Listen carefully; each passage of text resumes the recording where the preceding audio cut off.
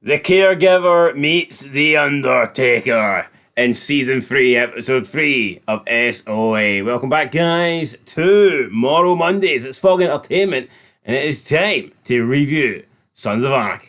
And without further ado, we are diving into the three spicy facts of this episode. And when I say spicy, it's probably like the most least amount of spice you could get, because they're not exactly spectacular. Spicy like Mayan burritos.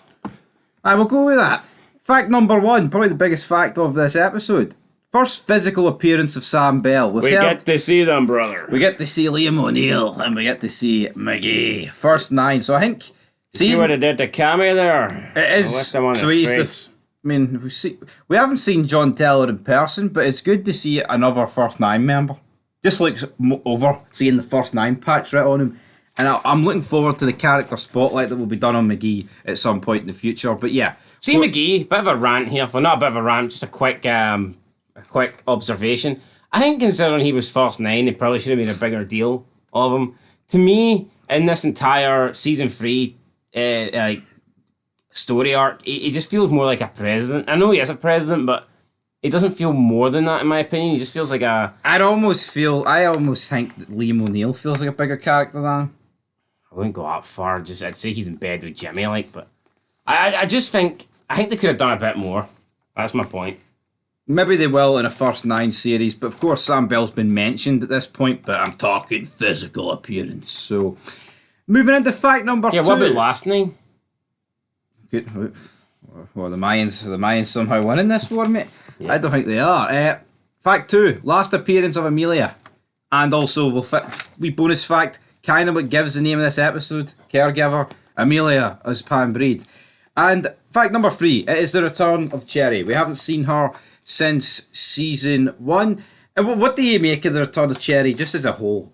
Because not many Sons characters... I say not many Sons characters. I feel like you remember all the returns, but I feel like Cherry's one return you would honestly forget about quite easily.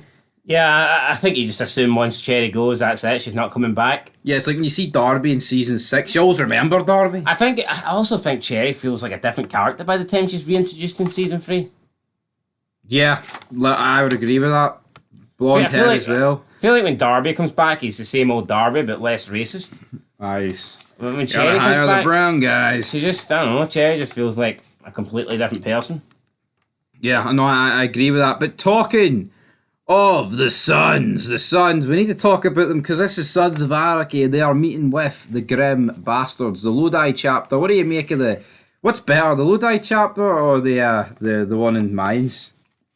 Fun fact, Menace of the Grim Bastards in this is now a member of the one in Mines. He patched over. Same actor? Aye, same actor. That is pretty cool. That's a pretty cool fact.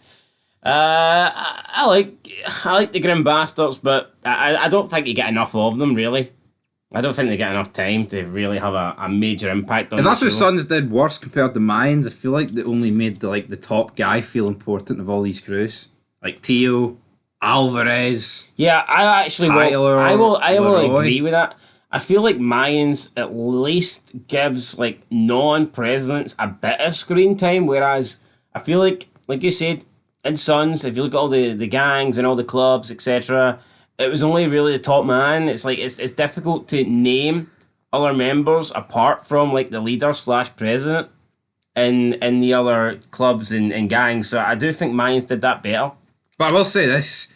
You look at Sons, I can't really think of much filler where they could have included all these people getting more screen time. I look at Mayans and I'm thinking, they included a lot of screen time with these non-president people. Agree with that. And yet there's a lot of stuff they could have just glossed over. Agree with that because like the only time you'd really see the Niners or you would see Lynn's crew or you would see the Mayans would be when they are meeting with the SOA, and that would normally result in Clay or in later seasons Jax just sitting down.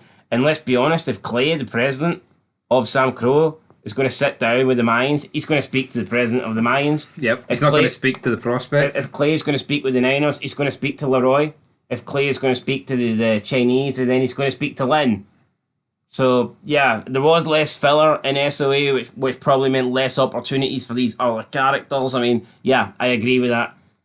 When you think about it, I mean, if you look at SOA and you look at Mayans, like the Mayans have got Terry, and they've got his girlfriend, and they've got that story arc going in the Mayans. I mean, that would be the equivalent of in Sons of Anarchy. You have like Maya, you've got Alvarez's VP, the handlebar guy, and he's got a separate story arc where he's in a relationship with some Mexican chick. But they didn't do that. They just focused on the actual show. They focused on the main story. Yeah, So, yeah. I feel like the best part is probably some middle ground, but I wouldn't change what Sons did. I wouldn't want to hoover screen time off the main characters, like half an hour less of them each season, just to, fulfill the duties of other minor characters. I agree, but I think it would have been nice just to see the other clubs and gangs get more members fleshed out, but as it is. Maybe though, if they knew they were going to do like a spin-off, they would have maybe planned for things like that. But also, I seen knows? someone in the comments when we were referring to a possible new spin-off. Someone said that we don't need any more biker shows. I mean, I disagree. I wasn't even talking about a spin-off though. I just said we're going to see the Grim Bastards again this season. I wasn't saying here we need. Yeah, I know, but I a just want to refer to that comment. It's like if you're watching Sons of Anarchy and if you're watching Mines, then obviously you like these biker shows. So why wouldn't you want another show in the same universe? And we don't want a show in the same universe. It's not to do with bikers, man. I mean, I like the one-niners, I like the Triads, but really, if it's just different. I feel like the only other spin-off, if you're not going to do Sons and Mines, it has to be the Grim Bastards. I can't get another crew. I agree, but tell you what, if Kurt Sutter wanted to do the Niners, I would take it. Oh, If it's all we were getting, I would take it. But I would prefer it to be more club themed, whereas they're more of like just a gang. I do like the kind of motorcycle club. I feel like with culture. Triads and Niners, it would probably make more sense to do like a movie out of it. But then again, I feel like if they're going to do a movie about Sons, it's going to have to be like the first 9. It's going to have to be a bigger deal than just here we're doing this wee. Nah, no movies. I don't like movies. I don't like movies, but do you see my point of view? Is I don't see them giving like 4 seasons to the Niners, but I could see them doing like a 2-hour special. Why not? I just don't think they could. Why not? Alright. Did you think they could give 5 seasons to the Mines? Yeah. Alright, what's different about Mines and Niners? Alvarez. Alright, Leroy. Leroy's dead. Oh, come on. Alright, the guy. I mean, come on, that's the guy that replaces him then. Tyler. Tyler. Aye, him. Aye, well, see the guy that's going to take us forward. Alright, okay. Anyway, guys, let's dive in to the Grim Bastards. You want a wee spin-off of the Grims, and you let us know, but they're talking here. Tio says, we haven't had this sort of heat, brother, for a while, Clay. We're going to need guns, AKs. Clay's like, can't do AKs, but we'll give you KG9s or MP5s, whatever he said, man, doesn't really matter. We're talking guns. We've went for assault rifles, down to submachine guns, but the bastards are happy enough with this. Then a British Land Rover pulls up. How funny is it that the IRA are driving British motoring excellence here in a Land Rover?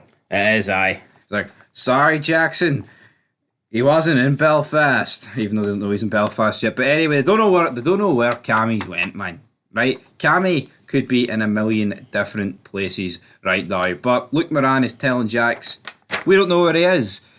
And when we do find out, Jimmy will tell you. So yeah, that's when they go to the back of the Land Rover and they start taking out the wee duck rolls that they've got the pistols in. And then we cut back to Belfast. Father Ashby walks in.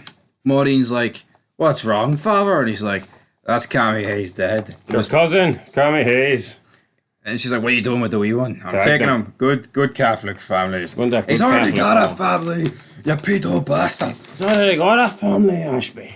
Yep. And then this is where we learn that he's like, here, you can't pretend that kid's like close to you just because you're a relationship with John Teller. That's ancient history sort of talk. So we find out this is pretty groundbreaking. Automatically, you're introduced to these characters. You may be thinking, why are they getting all this screen time? But boom, they hit you with a big, massive. Yeah, they have some sort of relation to JT. Yep, JT. Maureen used to be with JT, but at the end of the day, I mean, JT could have just went to Belfast and everything would have been alright. What do you feel about this? Do you feel like it was forced? Do you feel like there was nothing wrong with this whatsoever? I feel like sometimes in TV shows when people, when they do twists like this, like, here, he actually had this double life that no one knew about, it can seem forced, but I feel like this seems legit. No, I liked it, because it did kind of tie everything in together well. No, it did. I just, do you get my point though? I think TV shows do stuff like this, and it's like, that doesn't even make any sense. I couldn't really imagine this season playing out the way it did if there was no connection, and Maureen Ashby was just a cousin to Cammy Hayes. Yeah, no, but my point is, like, you see this, it makes sense. JT was over in Belfast, right? And then also, I don't think they needed the whole Jax and Trinity, like, no, relationship they didn't need thing. that, but just for comparison, it's like in The Walking Dead, how would Morgan end up in the Fear the Walking Dead group, crossing all of America after, like, what, a week? Come on, stuff like that is just forced down your throat, but this is some good shit. Damn it. But, yeah, the priest is saying, no, he's going to a good Catholic family, so that's it. Thoughts on that? Why couldn't he just give him back to Jackie boy? Yeah, he's got a family. Don't quite get this. I don't know what the priest's fascination is with trying to give a child away to somebody else. I mean, it's not like this child's an orphan. This child has a family. Father Ashby says that JT was important to him, that he loved JT. JT was like a son to him.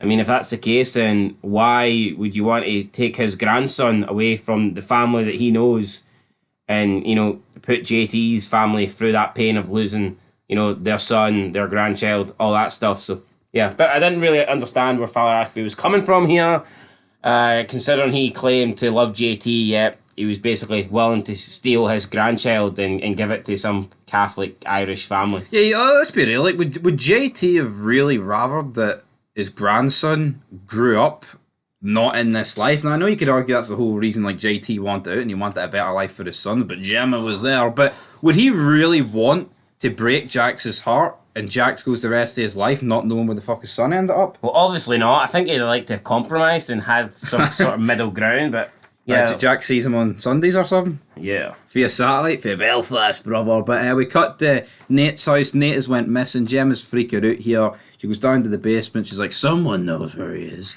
And this is where we find Amelia. Tara's like, what the fuck's going on here? And Gemma's like, it's complicated. So Gemma's like demanding answers out of Amelia, and she's like, I could maybe think better if I could go to the toilet. And then after Gemma like kind of loses the plot at this point, Amelia then spits at Gemma, and then Gemma with a big massive right slap to the dome, drawing blood. Gemma! As Tara said. I actually think Amelia had Gemma's number here. Yep, I agree. You know what? Played her like a fiddle and fucking got absolutely slapped across the dome, but I think that's what she was going for. Medical attention, maybe play to the doctor and maybe get out of there. We then cut to the Suns. They're meeting with the Triads, Hemby Lynn, in order to get some guns that they can give to the Grim Bastards. But of course, the club are pretty tapped at the moment, so they make a wee compromise. How about we get the Cara girls in for the Hong Kong clients, and therefore you don't have to pay us? Lynn says here. Well, in fact, it's actually the Suns that are going to get paid. They're going to get guns and money. That's what I'm saying, though, because Lynn did say, he's like, here, that's the family rate. And then when Jack says, here, you us 10k on top of the guns, he's like, hey, man, it's the family rate. I like wee tie-ins like that. He's like, fuck you, Lynn. I did like that. Then Opie is tasked with obviously reaching out to Lila and everyone else at Cara. Wait, is Lila not the... No, Ima. Lila, sorry, yeah, Lila's girlfriend, and she gets the twins, she gets Ima, and then she tells Opie that she wants to get in on this as well. Opie tells her he doesn't have to, but she says no, she wants to help the club. Like, why doesn't Opie just be a fucking man and say, look, I'm not comfortable with you sleeping with these guys? Simple as that.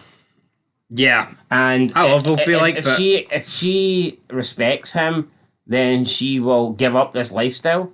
And if he's making enough money, then he can support her, or she can get a different job. And if she's not willing to give it up, then that's fine. Then he should just split with her. But I just don't see the point of him tiptoeing. And he basically he says what the reason is he doesn't want her to get hurt. No, it's because he doesn't want her sleep. He doesn't want her sleeping with other men. But why not just come out and say that, Opie? I know you're a big guy. Like, come on. I mean, I know that's nothing really to do with it, but he's supposed to be like SAMCRO's enforcer. It's like. Not my and son's fight. If SAMCRO are picking a guy to go one-on-one, you'd pick Opie. And here he is, jobbing out. His like girlfriend, it's like 4'9", and he's like, oh, it's alright. It's alright. It's alright. He's like, you don't have to do that. No, Opie, you fucking say you don't have to do it, and that's that. Yeah, you tell her, right? It's not. See this done. going for pizza with the free kids? Out the fucking window if you do this. Yeah. I'm not paying you any money, damn it. And it's like Jax pulls him to the side, and he's like, is this alright, Opie? You okay with this? Yeah, for the club. for the club, man. But it turns I don't care if they kill my entire family. Fuck it, I'm doing it. But it turns out when it goes down, it's obviously not okay with Opie. He like there's a door open and he sees Lila, obviously like pulling some Asian dude by the tie, obviously about to get down and dirty, and Opie snaps, understandably. Then he goes into the room, he starts pushing people. Nice wee song here. We get a fight. Opie like batters 10 at once. Yeah, all the triads, all the Chinese guys get absolutely decimated here. Sons just beat them up. Lynn is watching on, unimpressed. Clay's watching on, and he tells Lynn, I hope you've got somebody filming this. I hope someone is filming. And then Lynn's like, well, why was he here? Yeah, so Lynn's not happy that Opie reacted this way. And again, I mean, if it's just, it doesn't make any sense to me. Clay knows he fucked up here. He's like, I don't know. he was trying not to laugh about the fact why actually was Opie there. And then, like Lynn says, well, that's your MP5's gone. And Clay's face goes for like pure laughing to fucking stone cold gorilla face. You're not man. laughing now. It's like, what you say? What do you mean, no guns? Come on, Lynn, I need those MP5s. Come on, Lynn, all the shit I did for you in Auckland and you can't front me now, you little fucking Jap bastard. I'm Chinese. You know? That's why fucking Clay didn't powerbomb for the fucking restaurant, but you know what? It's just good acting, isn't it? You can't just sit back and fucking admire it. See, when you look back though, I kind of... I wish there was more scenes like this. With Clay interacting with Alvarez and Lynn and Leroy. I feel like every time he did get scenes like they were great. No, they were. Listen, old man. You know, I really enjoyed the scenes. I feel like, no spoilers, but I feel like when Clay is no longer president and you've got Jax doing it, I just didn't feel like they were as good. Yeah. Jax isn't Clay. He's just not. That's a weird one. I feel, yeah, but no, it doesn't help as well, though, because when it is Jax, like, he doesn't do anything with Leroy's dead, and Tyler's just worse than Leroy. Yeah. And basically all the stuff he does with Lynn, it's like, is Lynn's the bad guy? And Alvarez is kind of, I don't know, Alvarez is doing at that point. But I would say, I would say Alvarez probably respected Jax more, but I think it's just because he was at war with Jax, but I feel like with Clay it was more or less hatred for all the years, or a wee bit.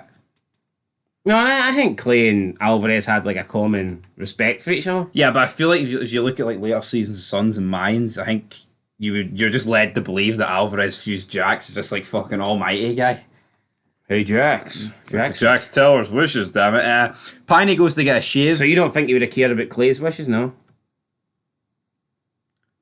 Clay Morrow's wishes. Well, it doesn't seem too fucking bothered, does he? Well, here, this is Morrow Monday, so I care about what Clay has. I feel like any gun deal should be the Clay Morrow testimonial. Yeah.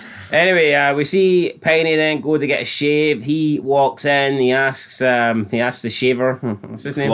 Floyd. Yes. No. I can remember that scene in season 1 where Unser's like, "Here, what if a kid gets shot?" He's like, "What about Floyd?" He's like, "Hold on, mate. Floyd's just a guy who shaves your beard." He points out that like a kid's getting massacred, the same as the barber getting killed.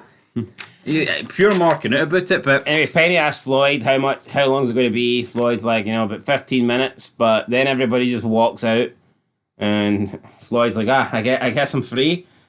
Penny then sits down, and he's like, you know what, maybe I should take a shower too. And I always thought this was because Penny stunk of shit. Everyone just walked out. Yeah, but it turns out it's SAMCRO that stinks of shit. Could it be a bit of both though? It could be a bit of both, but you know what? I remember watching this for the first time and I thought that was legit. SAMCRO head to Surge. He's like, here, I think he looks like Cammy's in Vancouver, but he's like, I can't go there. You're going to have to hire mercenaries. So it looks like the Sons are going to have to hire mercenaries. We then cut back to Nate's house. Nate is pointing a gun in his mouth, but I don't know how far away he is from his house, but he's not at his house. But Amelia's not giving up anything.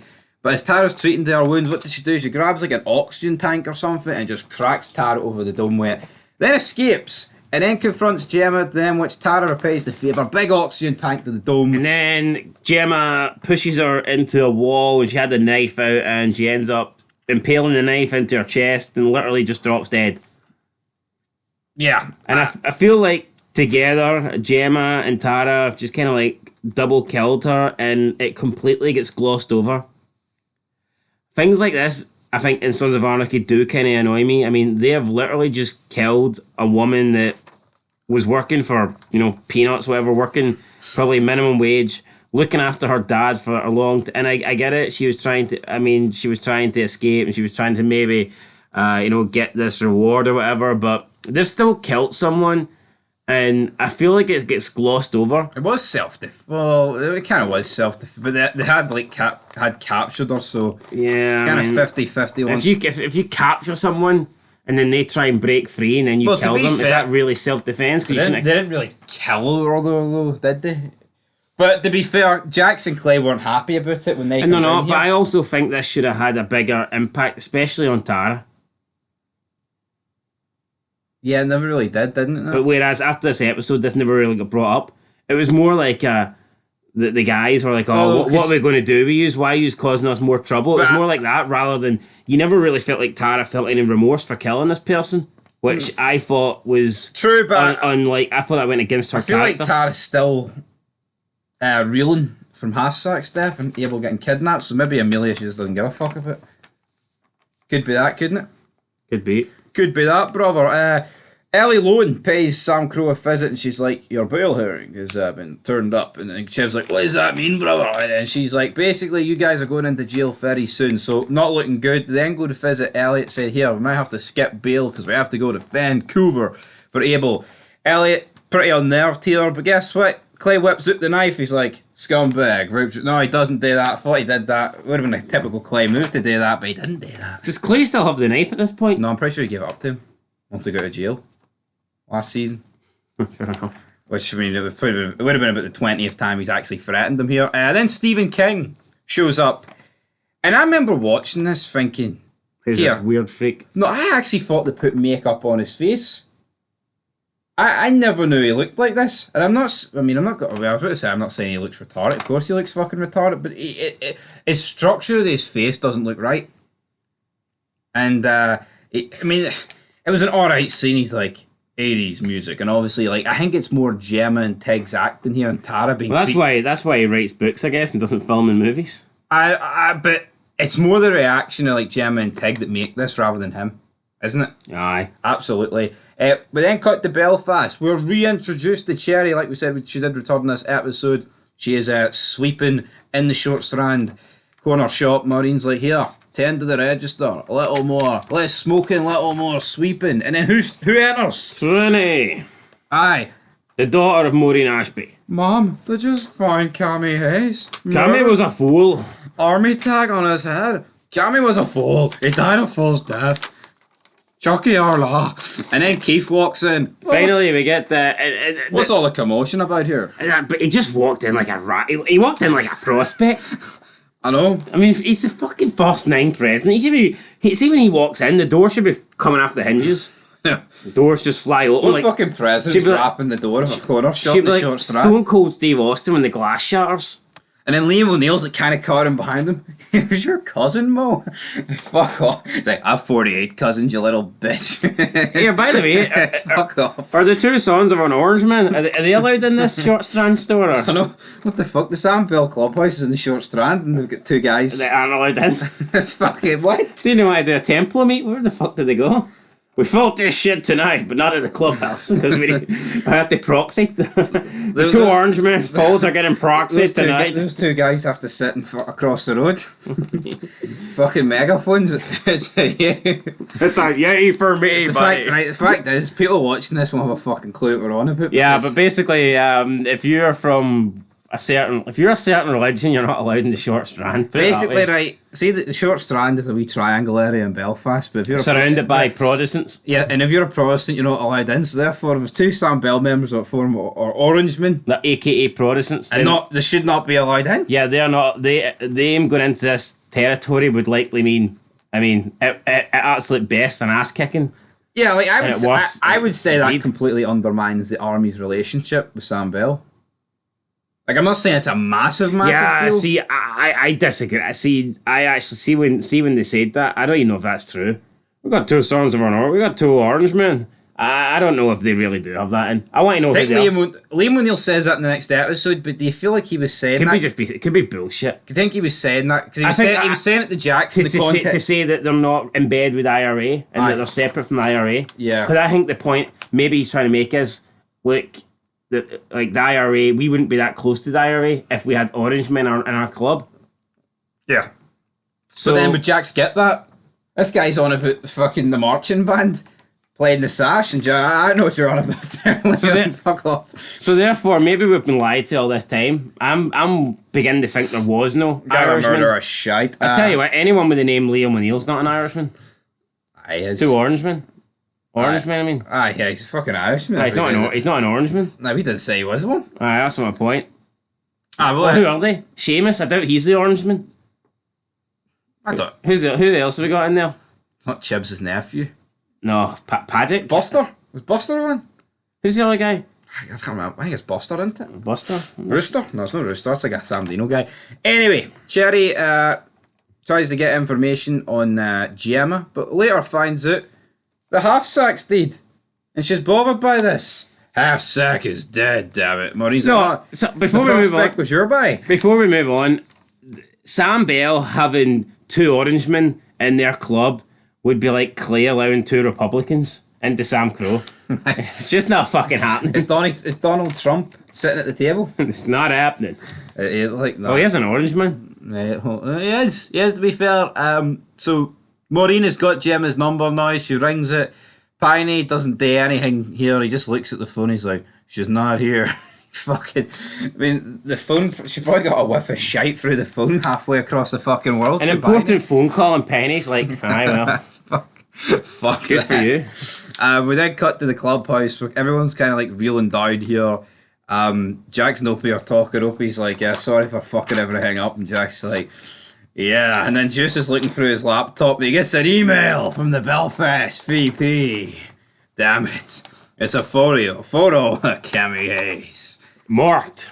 Without the kid. Not the thing is this not kind of proof though? Like I said at the time, that the fact Seamus, the VP, sending this and not like McGee ringing Clay on the hotline, being like, here, he's fucking here.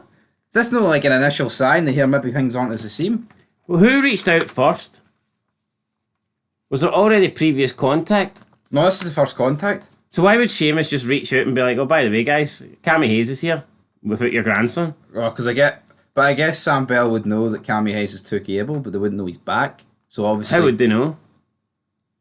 Someone must have told them. In case, well, that's what I'm saying. Maybe. Are you sure SAMCRO haven't reached out to Sam Bell first? I'm pretty sure they haven't. No. So Seamus just magically seen Cammy Hayes. No, but maybe the fact Cammy Hayes has come back and the army know about it. I don't know why he's emailed them. Actually, that's a valid point. Try and think. Has there been a mention of Sam Bell for SAMCRO this season? I can't think. I think Clay's probably said somewhere we've not caught it. He says to like Juice, you know, contact Belfast, see if Cammy Hayes showed up with Abel. You know, something like that probably went down. No, but has it? Because the whole narrative is that he's in Canada. You know what I mean? That kind of goes against that. Yeah, but they can double check. They can double check, like, but I don't know. But everyone looks at this image and they're kind of thinking, we're thinking, who the fuck is he? Where's Abel?